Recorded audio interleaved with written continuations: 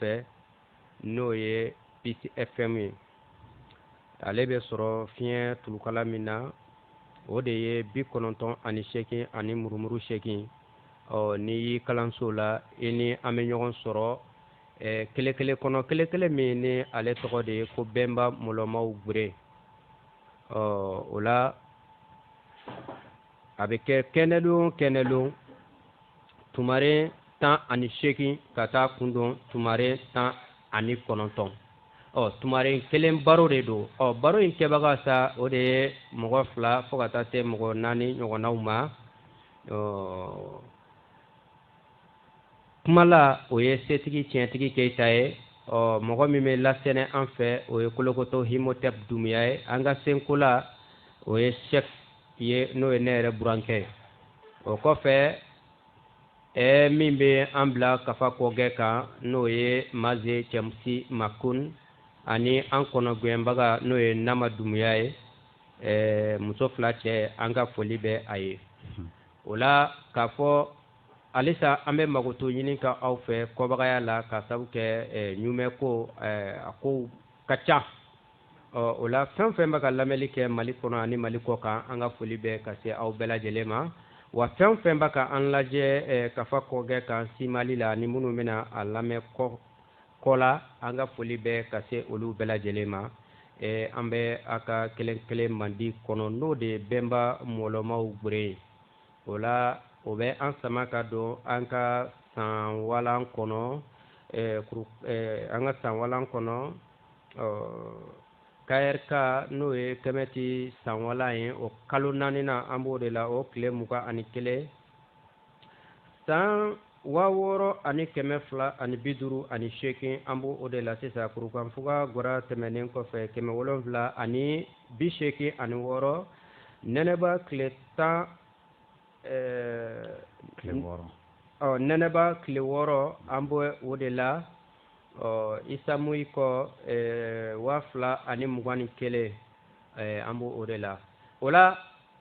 an bɛ sɔgɔ an ka kinaw foli ani an ka cɛmɔgɔw foli ma ko n'i y'a mɛn ko i jɔni kunnandi i b'a fɔ k'i sababu ɲuman. An ka cɛmɔgɔ minnu bɛ yen nɔ n'olu kɔnna an ka nin sira ninnu gurema tigɛ ka bila anw ɲɛ bi. An bɛ tasibila ani bonyamasegin ani kɔndɔli ani ka janbe sigi an ka cɛmɔgɔ kun n'ale bɛ sula bi n'o ye Nana Sheikh Anta Diop ye. An ka foli ani an ka jibɔn bɛ a ye Sunku Mari ka an n'a Solomiw fara Solomi jansantaw kan. Wa siga t'a la an b'a dɔn Sheikh Anta Diop ale ye Solomi jansantaw ye. Minnu ye ale nɔ minɛ k'a fɔ ale ye nin baara ɲumanba minnu kɛ o tɛ to tɛnintɔ dugu ma koyi fo ka bɔ k'o yira golofindenw na i n'a fɔ Sheikh Anta Diop yɛrɛ mako bɛ a la cogo min. Bari siga foyi t'a la Bɛnba Solomi jansantaw de ye Sheikh Anta Diop bila nin baara in na. A kɛra janjo min ye a janjo ma dogo min ko n ye tubabu ye n ye arabu ye ne ye nin ye. A janjo kɛra o tigɛra damina don wɛrɛ an na walanda kɛrɛnkɛrɛnnen kɛ o kan ka bɛn Sheikh Anta Diop yɛrɛ ka sosegin tumadaw ma ni Sunku Mari ye sidi. O la o cɛbaw la sa an bɛ dunbi fakoli fo an fɛ yan Mali la. Sira Musa Dumuya ale fɔlen don an fɛ Mali la yan nɔ.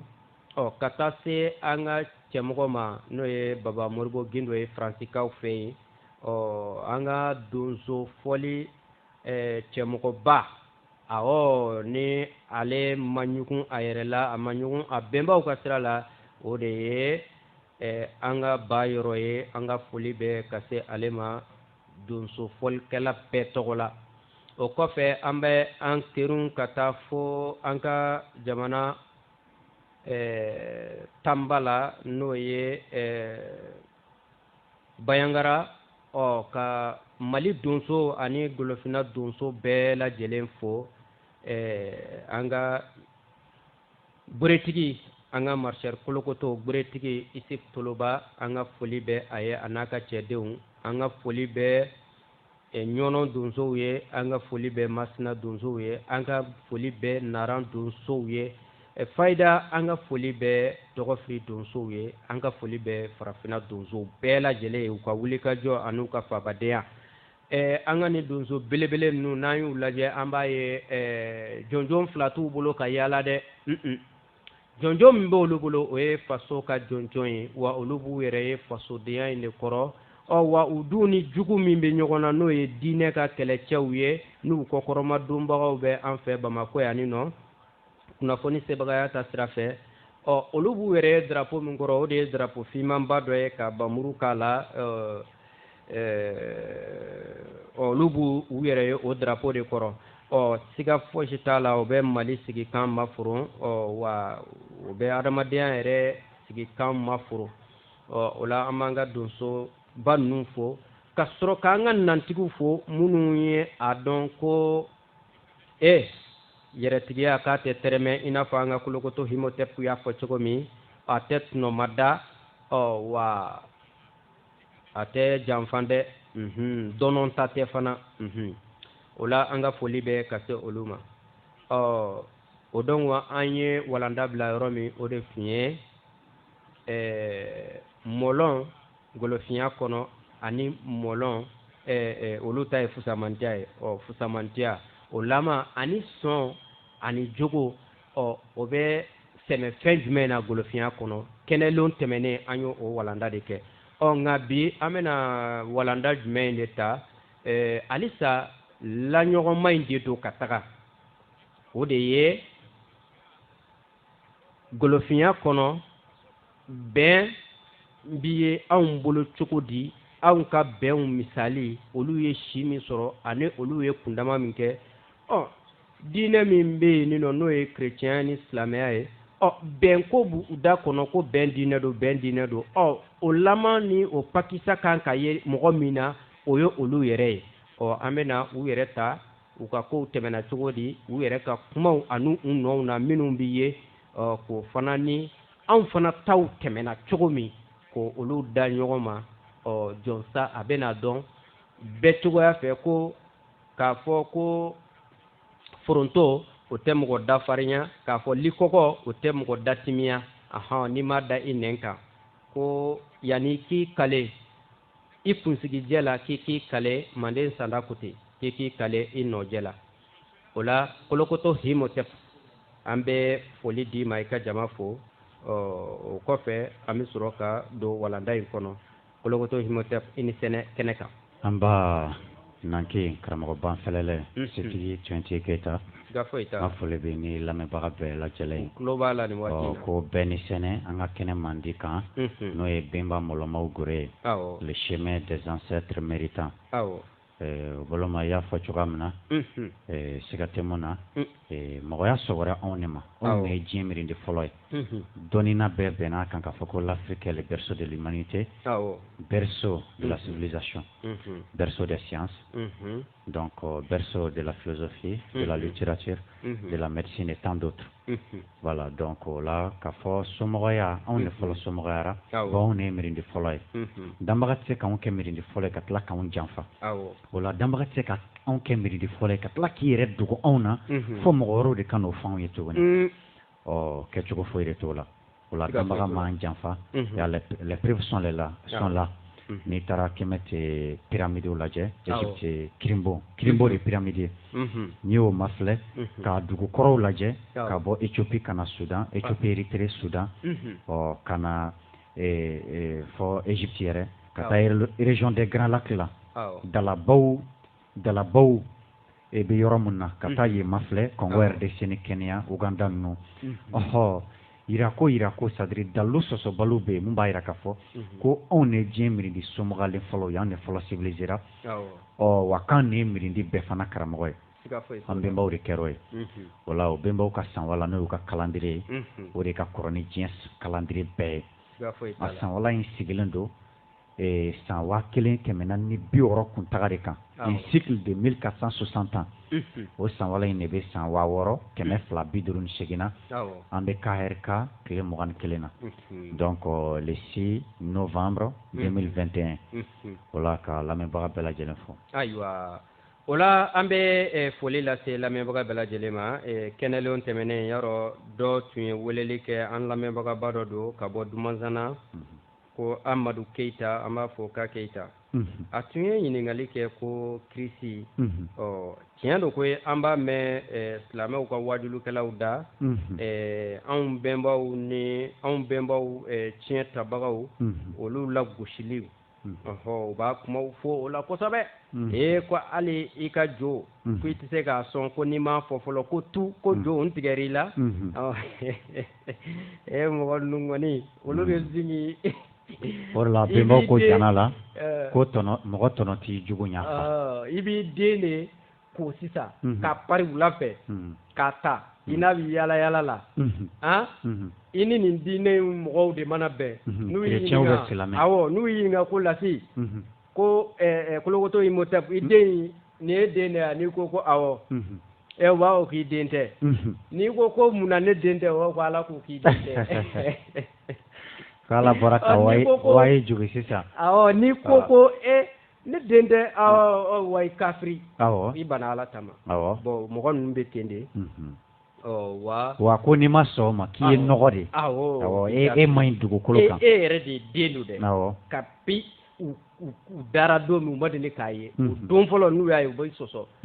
donc olu de kalekan don ko f'olu ka u yɛrɛ ka ɲɛnamaya dana tigɛ ka mɔgɔ tɔw ka ɲɛnamaya fana dana tigɛ o la tu o ye min ye somakɛ bɛ k'o fɔ min kama a t'o dɔn a tɛ surunya k'o dɔn nka a b'a qualifier donsokɛ bɛ k'a ka tu fɔ kun min kama a t'o dɔn a tɛ surunya k'o dɔn wa a b'a ta fɔ la ko de don i y'a faamu hakilima k'a sɔrɔ ale bɛ don ko kɔnɔ de k'a ɲini k'a dɔn ka sɔrɔ k'a makiti walima a bɛ fɛ ka mun fɔ k'o fɔ nka olu b'u to a kɔ kan ne k'a fɔ k'u kun degun k'a fɔ ko pa ko nin Ala jugu filɛ sa o la k'a fɔ an karamɔgɔkɛ ye ko kirisi o tɛ arabukan ye n'i ye kuranɛ bɛɛ fiyɛ tɛ k'a ban i tɛ a sɛbɛnɛ a kɔnɔ ko kirisi bibulu bɛ ten donc o fɔlɔ o kɔrɔ kuma in yɛrɛ lasulu t'u ta ye fɔlɔ n'i ko tu fana tɛ u ka fɛn ye tu in a bɛ min ɲini o t'u ta ye bon an ma tulonkɛ kuma la i b'a fɔ émission générique yɛrɛ la an ka nabiɲuman sofisar b'a fɔ an ye cogoya min na a ko kuma de ye diɲɛ subasuma ye wala an ka mɔgɔbaw y'a dɔn k'a fɔ ko fɛn bɛɛ sirilen don kuma in de la don n'a nataw la an bɛna kuma da yɛrɛ sigi kuma yɛrɛ kan kuma ye mun ye kuma fanga ka ɲɛfɔli k'o la wala o dɔnna an bɛnbaw bolo a dɔnnen don fana k'a bɔ i ma ye anw de b'a fɔ ko yan fɛn jugu yan fɛn ɲuman a ye hakɛ to a dɔnnen don k'a fɔ i mana kɛ cogo cogo ɲuman b'i la juguman b'i la nous n'avons pas la prétention que c'est-à-dire e de ye dafalen don kɛmɛ don a kɛmɛ la quoi n'o tun don an kelenkelenna de tun bɛ kɛ ɲɛnamaya in kɔnɔ k'an ka ɲɛnamaya kɛ ka taa baw an mago tun tɛ kɛ mɔgɔ wɛrɛ la wala ɲɔgɔn dafa de yɛrɛ de ye mɔgɔya ye wa o de b'a to a dɔnnen don an bɛnbaw fɛ k'a fɔ ko mɔgɔ i mana kɛ cogo cogo ɲuman b'i la juguman b'i la nka e tɛ se k'a kɛ fiyewu k'e ma deli ka kuma jugu fan foyi foyi fɔ e tɛ se k'a kɛ fiyewu k'e ma deli ka kojugu foyi foyi foyi de kɛ c'est-à-dire wale e ma wale kɛ wale mun kɔlɔlɔ bɛ se tɔɔrɔ bɛ se ka se dɔ ma walima ka don dɔ gasi la walima ka don nima wɛrɛ gasi la hali ni mɔgɔ tɛ o la u bɛ jɔn u ka dafabaliya kɔrɔ k'a fɔ ko yan fɛn jugu yan fɛn ɲuman ko ɲuman bɛ ne la wa juguman bɛ ne la nka ɲuman in dɛ an k'o de fanga dɔn o de la u b'a fɔ ko ka ɲuman kɛ ka ɲuman fɔ ka juguman to o la n'u bɛ kilisi kɛ yɔrɔ e bɛ ka ko dɔ de laɲini i bɛ fɛ ka fanga dɔw de lawuli k'o bila ko dɔ la i bɛ ka wɛrɛmɛli dɔw de lawolo n'a bɛ fɔ o ma ko vibration bon o la o mago bɛ jɔ e ka concentré o la komi e dan ye a bɛ se ka kɛ kuma jugu bɔra a kɔnɔ kuma ɲuman dama tɛ bɔ a kɔnɔ o la i bɛ tu fɔ u b'a fɔ fɛn ma ko saraka k'i da saraka bɔ ka sɔrɔ k'i ka kuma fangamaw fɔ sisan o la bisimila i ma yɔrɔ in mais o ye waliko kelen kan i sen don an sen na n'o tɛ kabini arabu tɛ diɲɛ kɔnɔ anw bɛ yen n'anw de diɲɛ miiri de fɔlɔ ye donc n'a ma ɲɛ anw tun bɛ kilisi labaara ka sɔrɔ arabu yɛrɛ tɛ jango arabu kan donc n'i y'o nana i yɛrɛ sɔrɔ o man kan ka bali mɔgɔ la o ye walimɔgɔya bɔ sugu la tagalan dɔ de ye mɔgɔ mana bɔ i sugu la i fɛ ko bɛɛ lajɛlen i b'a ɲini k'a walikoya Bo kisi kasam bela complexe bela ibi fe ko de dogo ni fɛn dɔ ye o jɔn yɛrɛ man ɲi dɛ o dogotɔ sira dɔ de kɛra bisimila ko in donnen mɔgɔ minnu donna silamɛya la diyagoya in kɔfɛ komi u b'a fɔ ko non ko silamɛya donna yan jago de la o ye nkalon ye tiɲɛ kisɛ kelen t'o la silamɛya donna farafinna ni bɛnkanni mɔgɔ min tɛ dɔ fɔ dɔn o de b'o kuma sugu fɔ wa kerecɛnya fana donna ni o bɛnkanni kelen in de ye o bolo ma mɔgɔ den minnu nana muyi ka na u yɛrɛ sɔrɔ silamɛya kɔnɔ minnu wolola walima ceux qui ont été awɔ n'i ye silamɛya yɛrɛ duguma suranw lajɛ a suran bɛɛ sa kɛ n'a bɔra tawba la bisimilahi rahmani rahim b'a bɛɛ la mɔgɔ min bɛ fɛn dɔn ka kɔrɔ ne nana ni o kuma n'ale y'a ye ko kuma na sugu bɛ a la i n'a fɔ kulawuzu birabil falaki ni birabil nasi ninnu olu bɛɛ ye kirisi jatew de siga t'a la anw bɛnbaw a b'i b'a fɔ sisan yɔrɔ an b'a fɔ nɛgɛso ma ko nɛgɛso tɔw ko ma ko vélo bɛ bicyclette bon an tun bɛ so mun tun b'an fɛ mɔgɔ fɔlɔ minnu ye mɔgɔ ye ka nɛgɛ boli o b'a sɔrɔ olu tun ka moyen de déplacement principal ye so fali n'a ɲɔgɔnna na donc olu ye o fɛn kura in tɔgɔ da dɔrɔn ka bɛn mun b'u yɛrɛ bolo ko nɛgɛso i b'a fɔ a bɛ fɔ avion ma ko takolon samakolon bon an tun bɛ kolon dɔn an kɛlen ka kulun ye mun bi pan an y'o suma an ka ji ta in ma ka fɔ o ma ko samakolon o ye hakilima ka ko kɛ cogoya de n'a ye fɛn kura sɔrɔ a bɛ se k'o tɔnɔbɔ a ka cogoya la cogoya min na a b'o kɛ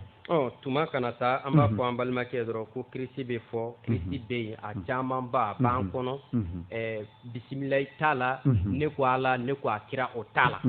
wa a b'a mago ɲɛ a b'a mago ɲɛ an bɛ n'o kirisi kelen fɔ a bɛ nin ɲɛ a tɛ nin ɲɛ an tɛ n'o kɔni fɔ mɛ an bɛna fɔcogo kɛ k'a yira mɔgɔw la dɔrɔn ka tɛmɛ ka don an ka walandaw kɔnɔ i b'a fɔ dɔrɔn ko anba patu patu patu dantɛ dantɛ patu sakita a banna anba patu patu patu dantɛ dantɛ patu sakita a banna o y'an balima dɔgɔnɔw ka an ka pan yɔrɔ kɔnɔ baasi tɛ Cheikh an jasa ni donsow fasa ye Sandota Maju Ture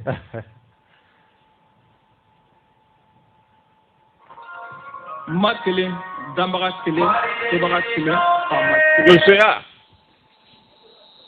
ni ka mɛn donsoya a fɔ kɔnɔnɔgbɛya ni ka mɛn donsoya a fɔ kɔnɔdɔdiya ni ka mɛn donsoya a fɔ cɛfarinya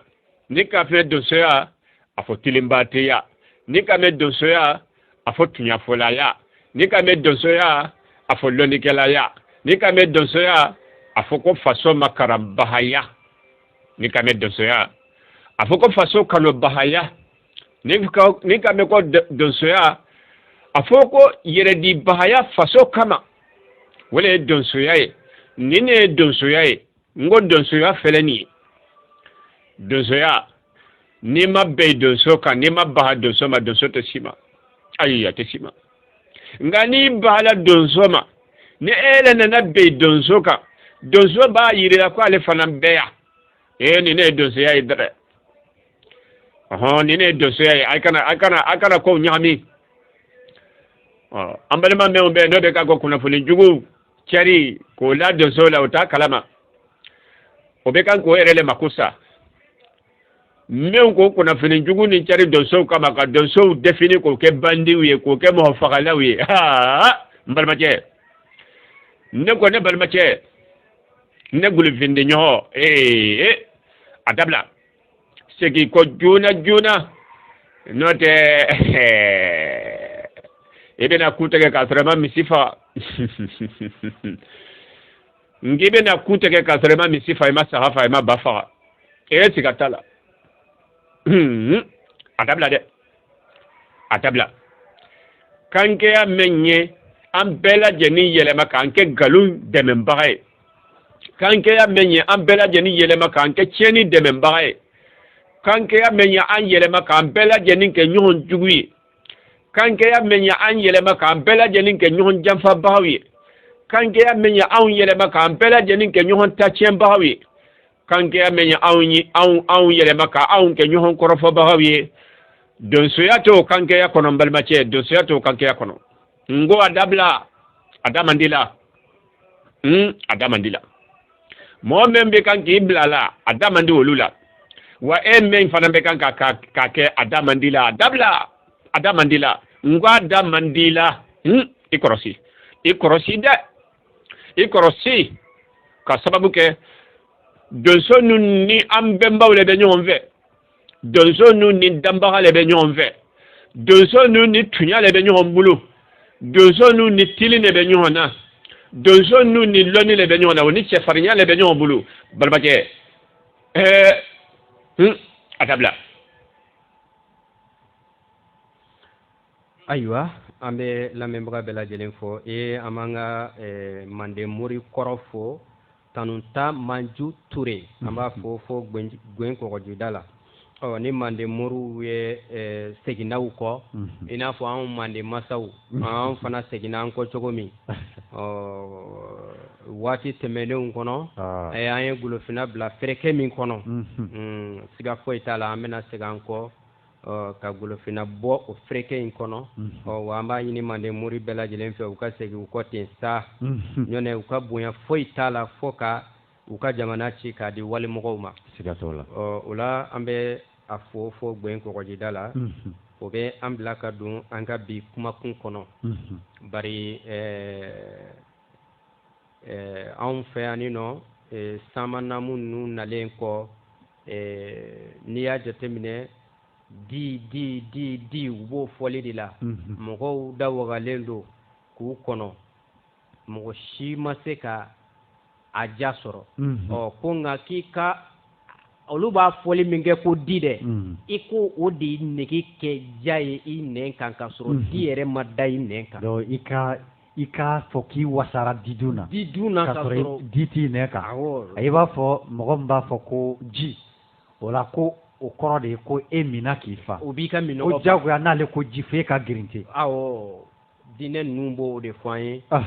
ko olu ka diinɛ bɛn diinɛ ye kelenya diinɛ don daha diinɛ don an bɛna lama de ta an kan tɛ bi u yɛrɛ filɛ nin ye cogo min na dɛ an bɛ taa f'u ka lafɔbagaw la siga t'o la ka u comparer anw bɛnbaw ka maraw n'u ka fɛnw ma lama la an b'a daminɛ u ka Musa ina muka Musa an b'a daminɛ o la yan'an ka se Musa yɛrɛ ma awɔ karamɔgɔ n'i ye Bible ma filɛ n'i donna Genèse kɔnɔ sindili fɔda walima sindili lɛra o chapitre 9 n'i donn'o kɔnɔ mun de bɛ fɔ ye ko Nuhu ani a denkɛ 3 n'o ye Sem ni Sham ni Jafe k'olu bɔra kulun kɔnɔ ani Nuhu n'a kɔrɛ ko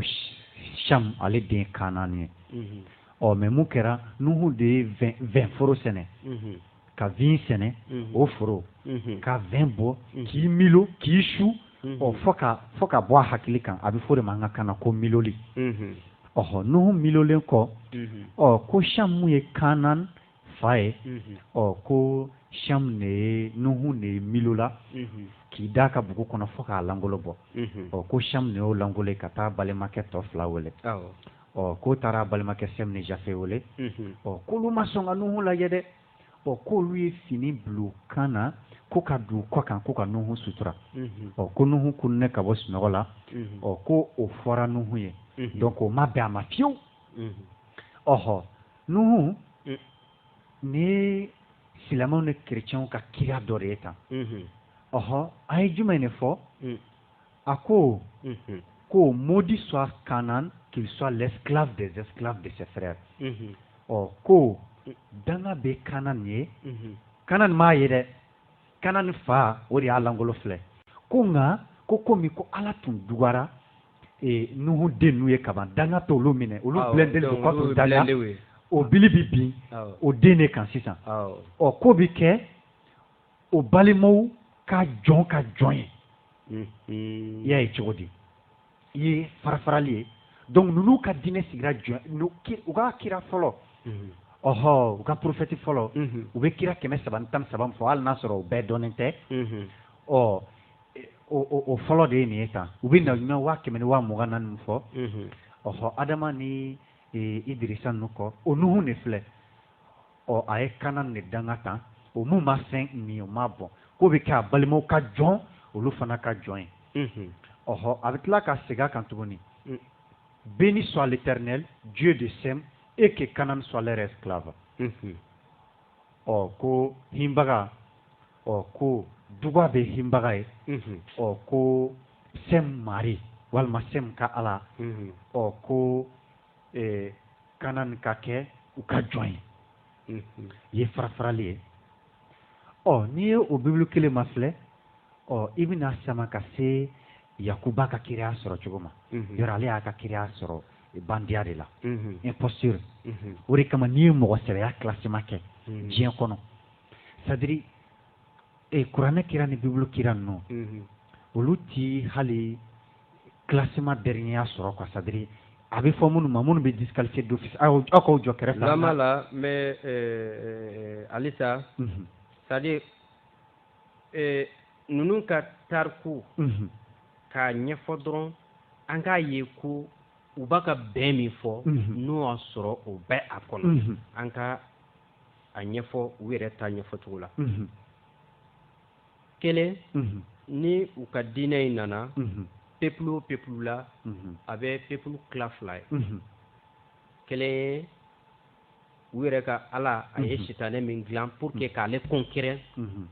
ale ka miirinaw conquérir kelen mi kɛ u ka mɔgɔ ye k'a sɔrɔ e yɛrɛ tɛ sitanɛ dɔn i tɛ sitanɛ ko kalama nka e ma sɔn ale ka fɔta ma e bɛ kɛ olu ka mɔgɔ ye donc o bɛ kɛ sitanɛ ka mɔgɔ ye ale bɛ kɛ ala in ka mɔgɔ ye foyi e tɛ dan kun mɔgɔya fɛn foyi kɔnɔ fɛn ka bɔ o ka sɔn ale ta ma donc o dun ko bɛn diinɛ de donc ko ni ye considéré ye e tɛ considéré voilà e tɛ jate mɔgɔ yɛrɛ o la o ni an y'a ta u ka kiraw ka mara yɛrɛ kɔnɔ u sera ka mɔgɔw mara u yɛrɛ dama an kan tɛ mɔgɔ wɛrɛ ma dɛ u yɛrɛ dama dɔrɔn u sera ka mɔgɔw mara Musa n'a ka yɔrɔ Musa ko o n'a ka jama ye san caman kɛ Firawunaw bolo jɔnya la u y'o fɔ u ka sɛbɛn kɔnɔ an k'a fɔ ten sa nka Musa ni a ka jama kisilen ale ala in fɛ n'a ye ba ci ka Musa n'a ka ba fara ka Musa n'a ka jama latɛmɛ ka Firawuna ba lato ka tila k'o kɛ misali ye kɔlamɔgɔw ye don wɛrɛ an bɛna o kuma nɔfɛ nka Musa ni a ka jama kelen ka ba kɔ fara ka taa a kɛra cogo di o ma ɲa fɔla fiyewu n'i ye a lajɛ i b'a ye k'a fɔ hali ala ma taa ji min u ma bɛn o la fo ala yɛrɛ y'a dɔn k'u tɛ se ka ɲa a la ka babon 12 min babon 12 kɛrɛnkɛrɛn bɛɛ ka ji babon bɛɛ n'a ka jiboli yɔrɔ fara la o ye kelen ye filanan les 12 tribus u tilala ka ban Musa bolo pepepepewu fo ala dimina ka kulu kɔrɔta u kunna pour que u ka sɔn Musa bolo u ma sɔn fɔ ala yɛrɛ tun ko k'a bɛ n'u halake Musa de ko ala ka sabali k'a bolo d'a dusu kan ko baw bibolo ka ɲɛfɔli la ko n'a nana n'u halaki n'a y'i ta n'u fɛ sisan ko mɔgɔw bɛna fɔ ko k'a nana k'a ko k'a y'u bɔ Firawuna bolo k'a nana o den fagale ma bon sisan ne bolo olu tun kan ka kɛ misali de ye u bɔlen kɔ Firawuna fɛ siga foyi t'a la n'o y'a sɔrɔ mun fɔra ko ye tiɲɛ k'u ka fɛn ye tiɲɛ de ye ko bɛn ni kelenya de don olu tun kan ka kɛ misali de ye diɲɛ kɔnɔ nka n'i ye olu ka tariku mumɛ bɛɛ lajɛ maɲumantɔ ko fɔnkɔɲɔgɔnya fo ka taa ala dimi ala k'u pini ko san 40 u b'o kɛ u ɲɛti da Kanaan kan ala n'u ka bɛnbaliya fɛ bon sisan olu dun ko bɛn diinɛ de don donc o kɔrɔ ko Musa yɛrɛ ma se k'a ka jama lakuru fiyewu u b'a fɔ cogo min fo ka dusukasi ye Musa faga yala mɔgɔ bɛ se k'o lama ta kamati faama ba fɔlɔ in na wa n'o ye Narmer ye yala Narmer ka fanga kɔnɔ a ye kuntaga joli de kɛ Kemeti mara ye san 2000 ni kɔ de kɛ a bɛ farafinw bolo i jɔ fɔlɔ dɛ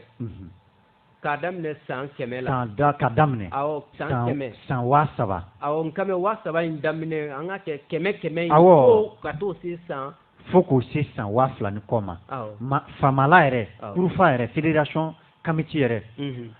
a mara taara san 3000 de la nka a ye san 2000 ni kɔ de kɛ farafinw bolo yanni farafinna ka firintaw walima binga kɛ farafinw kan ka gɛrɛkiw ni macédoniens ni persiw ni assyriens d'abord ni persiw ni macédoniens ni romains ka kɔn olu ɲɛ olu de nana tila ka firawunaya wele u yɛrɛ la tellement que firawunaw ye sara sɔrɔ ka miiri sɔrɔ ka kɛ miiridi bɛɛ tanba ye yɔrɔ n'i ye sama diinɛ ninnu yɛrɛ lajɛ u ka kiraw a b'u ka bibulu yɛrɛ kɔnɔ a gan ko gan k'u bolila ka Égypte de sɛgɛrɛ mɔgɔ minnu yɛrɛ bɛnnen tɛ ko la olu bɛ se ka kɛ mɔgɔ yɛrɛ kun karifa yɔrɔ ye wa siga t'a la surtout k'olu taara Yakuba yɔrɔ Yakuba de ye Israël ye Yakuba ni a kɔrɛ taara mɔgɔ 70 k'u bɛ taa wagati min na o b'a sɔrɔ cɛ sennamatigi dɔrɔn mɔgɔ 600,000 600,000 hommes de pied olu n'u kɔrɛ c'est-à-dire olu ka famille quoi o kelen kelenna n'a ka famille o b'i sɔrɔ yɔrɔ min na yɔrɔ daha dan y'o ye dɛ siga t'o la o la ni kurufa sindi wagati lajɛ nare mari bolo san 3125 Isa moyi ɲɛ c'est-à-dire moins 3125 ans avant Jésus-Christ ka na se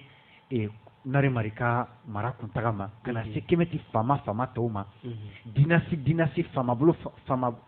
bonda fo ka na se o muganirikaw ma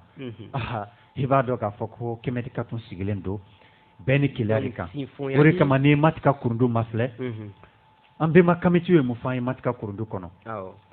kurundu 28 bɛ mun fɔ an ye ko je suis indulgent o kɔrɔ de ye an ka kan na ko n ye guwan kunnanila ye c'est-à-dire ne bɛ guwan ko kunna quoi a 29 bɛ mun fɔ an ye ko je suis paix ko ne ye tegue de c'est-à-dire ne tɛ foyi ye quoi ne kelen tɛ fɛn ye a kurundu 30 b'a fɔ an ye ko j'agis de manière respectueuse des autres mais an bɛnbaw firawunaw ka sariya de mun ka kɔrɔ ni bibulu ni kuranɛ bɛɛ ye a ko cogo di ko n bɛ kow kɛ ni tɔw bonya ye n bɛ kow kɛ tɔw bonya kɔnɔ nka olu ta in bɛn sɔrɔ man di ka sabu kɛ min ye fusamantiya de bɛ yen u ni ɲɔgɔn cɛ fusamantiya mun ni mɔgɔ t'a den ma mais i yɛrɛ de b'a di yɛrɛ ma i b'i yɛrɛ autoproclamer bon sisan ni yɛrɛ dacogo sunkun na si tɛ dɔgɔyaliman fɛ danbagama ye ni bɛɛ date n'i ma bɛɛ date nka ni a yera ko e ye dɔ de dugumamɔgɔ ye fɛn min yɛrɛ gidi ye n'o y'a soupassement ye tiɲɛ yɛrɛ la o tɛ bɛn ko fɔ o de kama wuli hala o filɛ nin ye an bɛ ɲɛkɔrɔ o kɔfɛ an bɛ na silamɛya kɔnɔ an ka lamata ne ko wagadugu famala o mara ye kuntaga joli de kɛ san 1000 ni kɔ san 1000 ani kɔ a famala bɛ bonda kelen na kɛlɛ ni famala sinsinnen don a bɛ bonda kelen na a ma farafara wa wuruki ni développement ni senkolaya ni senkoladɔya bɛɛ kun sinfonyalen don o y'o kɛ o la an bɛ segin ka taga an ka wagadugu dɔrɔn an bɛ segin ka taga silamɛya ta o kira o ye san 23 de k'a ka weleda la o san 23 kɔnɔ ale yɛrɛ bɛ so sɛkin don min a bɛ soma yɛlɛma don min na a bɛ soma yɛlɛma don min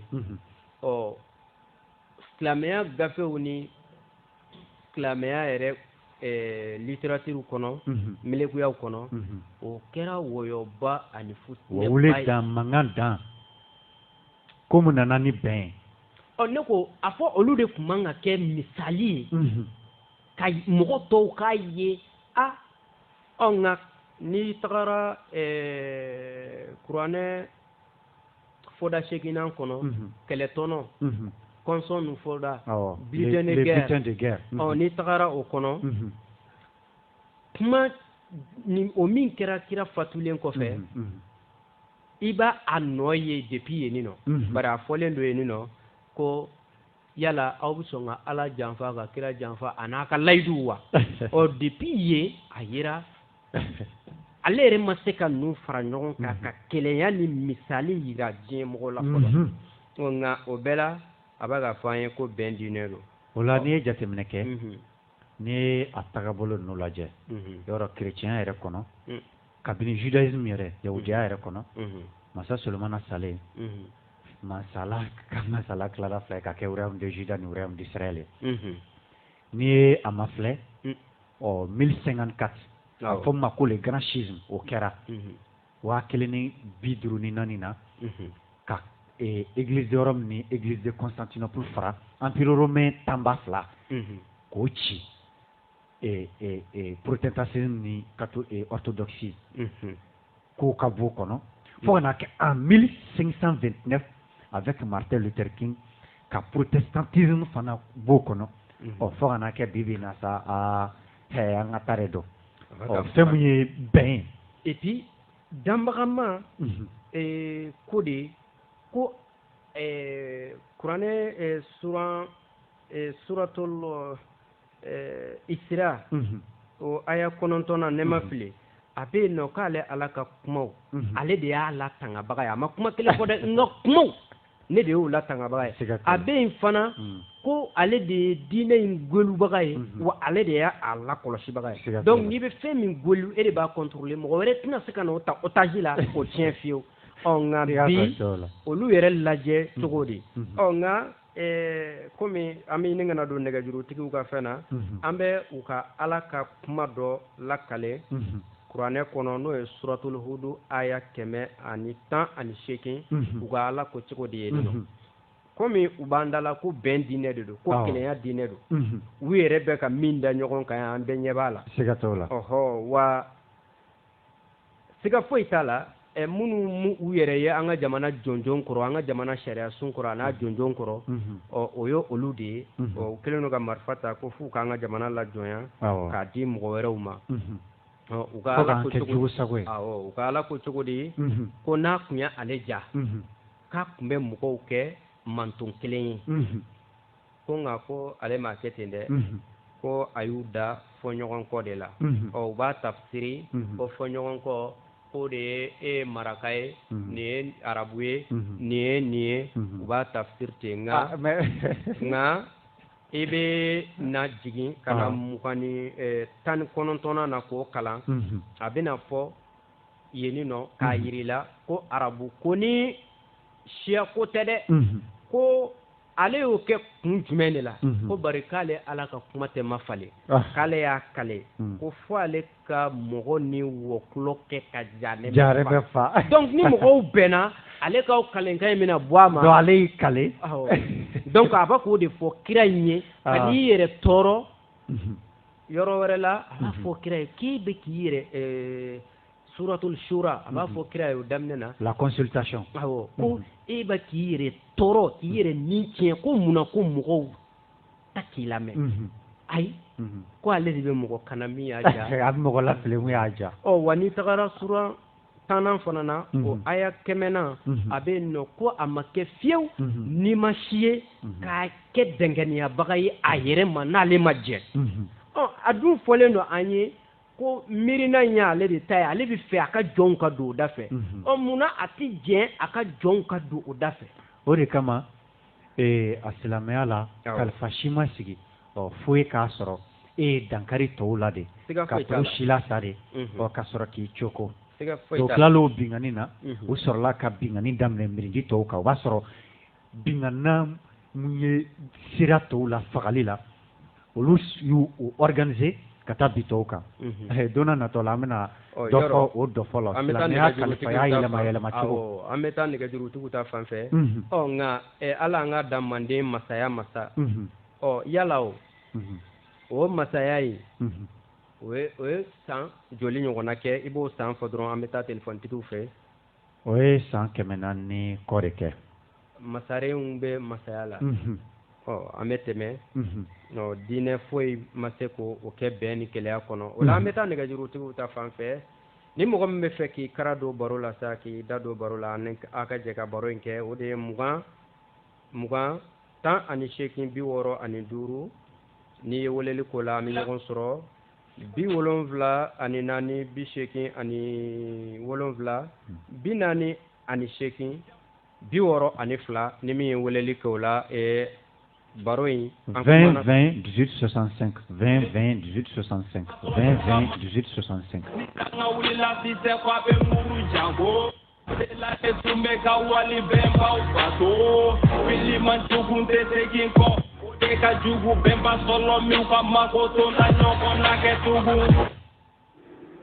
an karamɔgɔ ani jɔ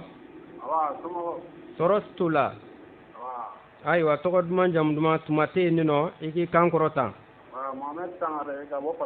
Mohamed Tankara ka bɔ Falajɛ Sangare ayiwa ne burankɛ ye ko a bɛ cogo di ɔhɔn yala ko Musa ye dɔ bɔ seli ala ko Musa ye ala deli ka bɔ dɔ bɔ seli fanga la karamɔgɔ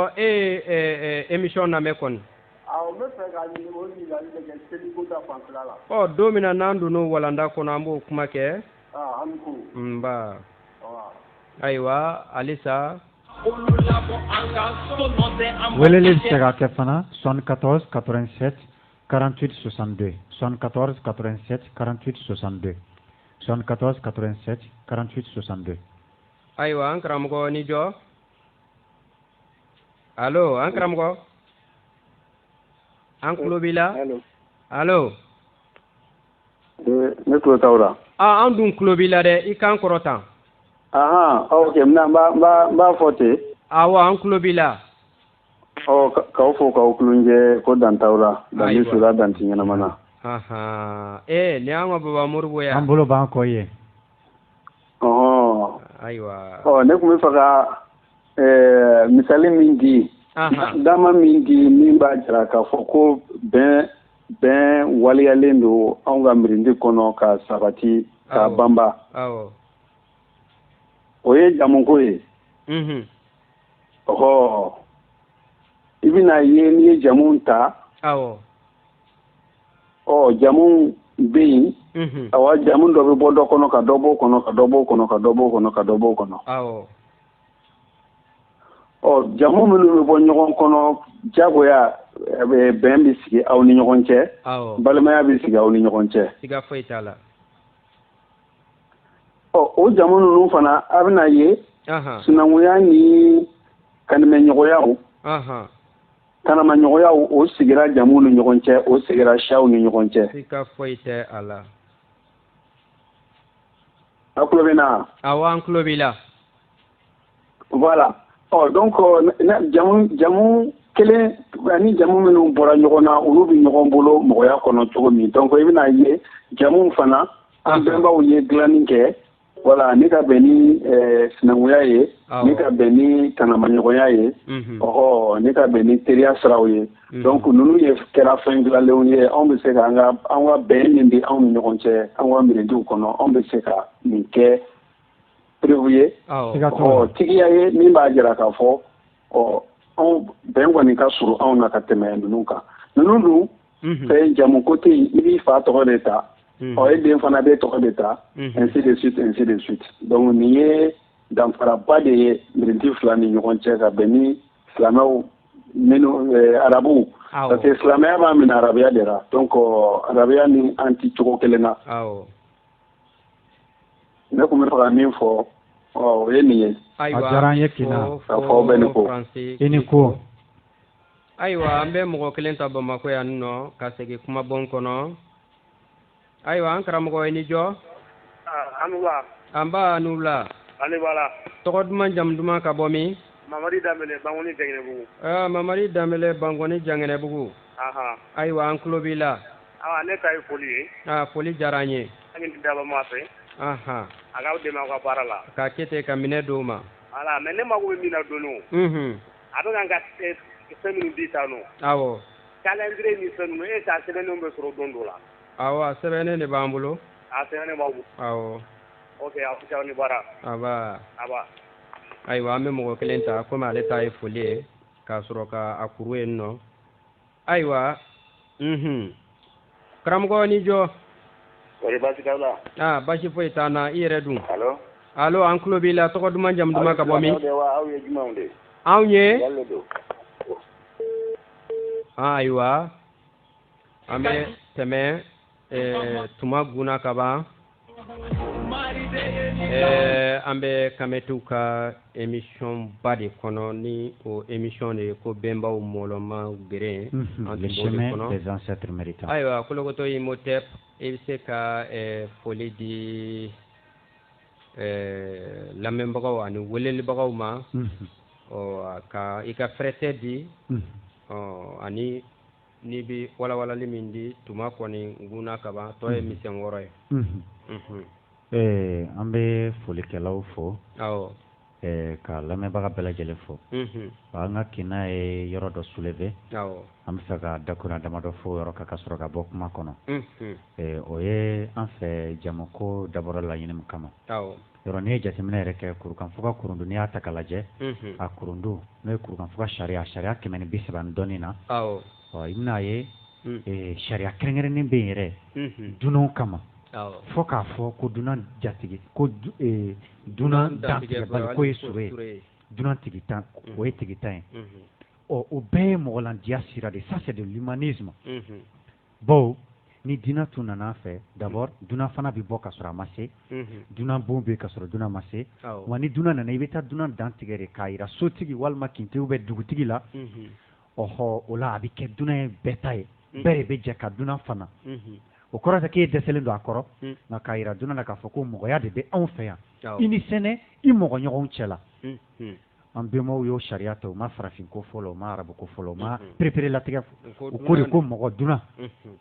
o la sisan u ye jamuko yɔrɔ sinankunya a dɛnnen don jamu de la ka tila tuguni ka toloɲɔgɔnya k'o sinfonya ka tanamaɲɔgɔnya sinfonya yɔrɔ n'u bɛɛ y'a walanda kɛrɛnkɛrɛnnenw ye k'a fɔ o ma ko jɔ sen saba les trois piliers de la paix bɛnba minnu ye o miirina ɲumanbaw sɔrɔ olu ɲɔgɔn man ca dɛ o la ka tasibila kɛ ka taa u bɛnbaw ye ko tinki ni jɔ bɛ u ye k'u ka kɛ an kɔnɔgɛnbaga ye ka k'an fanga dɔnbaga ye ko ka sunku mari taara an ye sunku danbaga kɔni le dieu créateur le dieu de la nature ko k'an sɔn yeli sebagaya la o la ka lamɛnbaga bɛɛ lajɛlen fo an ka fɛrɛtɛ plus 223 71 27 47 29 71 27 47 29 ka bɔ kuma kɔnɔ yɔrɔ la ko yaman dɔgɔn hɔtɛp ayiwa an bɛ lamɛnbaga bɛɛ lajɛlen fo mali kɔnɔ ani mali kɔkan ani minnu kuma kan an lajɛ kafa kɔgɛ sanfɛ an bɛ u bɛɛ lajɛlen fo k'a fɔ a ka kalandenninw don n'o kafa kɔgɛ o de ye facebook ye awɔ minnu kuma kan an lajɛ simali la n'o ye direct ye an ka foli bɛ ka se u bɛɛ lajɛlen ma minnu bɛ na a lamɛn whatsapp groupew kan o n'a ɲɔgɔnnaw tuma ba tɛ yen ka o whatsapp groupe bɛɛ tɔgɔ fɔ nka u bɛɛ k'u wasa don an mana se ka minnu tɔgɔ fɔ manden dɔ fɔ uyankili kolokotoya golofina danbe bɛnbaw mɔlɔmaw gweren yɛrɛ whatsapp groupe an ka foli bɛ ka se u bɛɛ lajɛlen ma u ka jija ani u ka cɛsiri la uyankili kolokotoya kuru karamɔgɔ an b'u bɛɛ lajɛlen fo siga foyi t'a la bɛnba mɔlɔmaw gweren kuru mɔgɔw ko u ye ŋanaw ye u ye dankɔrɔbaw ye wa u ye fabalandiw ye u ye yɛrɛlandiw ye mɔgɔ minnu sɔnna ka yɛrɛmabɔ kɛ ni ɲɔgɔnna kunnafoni ninnu nin laseli ka jɔ o jɔnnenya kɔrɔ ma fɛn o fɛn bɛ yen nka fo ka a fɔ ko ka gurupu dɔ sigi a kama yɛrɛ an bɛ foli kɛrɛnkɛrɛnnen se u bɛɛ lajɛlen ma k'a fɔ sunkun mari kan an u si banba kan an dɛmɛ k'an bila fon tilennen kan o la ni mɔgɔ min mako bɛ an na sa an ka wele sira o fɛrɛtɛ de ye 64 ani 4 50 ani 7 30 ani 3 fo ka taa se 94 ani 4 ma n'i ye an wele o la i b'an sɔrɔ k'a fɔ aw ye ko a ka yili to a la kɛnɛlon tumaren 10 ani 8 ka taa kun don tumaren 10 ani 19 na n'o ye 18h 19h a ka kelen kelen mandi ni sunkun mari ma baasi foyi kɛ a bɛ a ka émission sɔrɔ ni danbaga jɛnna n'a ye o la ka Cheick fo ka baarakɛla bɛɛ lajɛlen fo ka lamɛnbaga bɛɛ lajɛlen fo k'a fɔ ko k'an bɛn kɛnɛlon wɛrɛ ko samedi wɛrɛ nin tuma kelen in na k'a fɔ ko k'an bɛn ko yamandɔgɔn ko an bɔra kuma la Fanga tɛ jange Maliba kɛra anw ta ye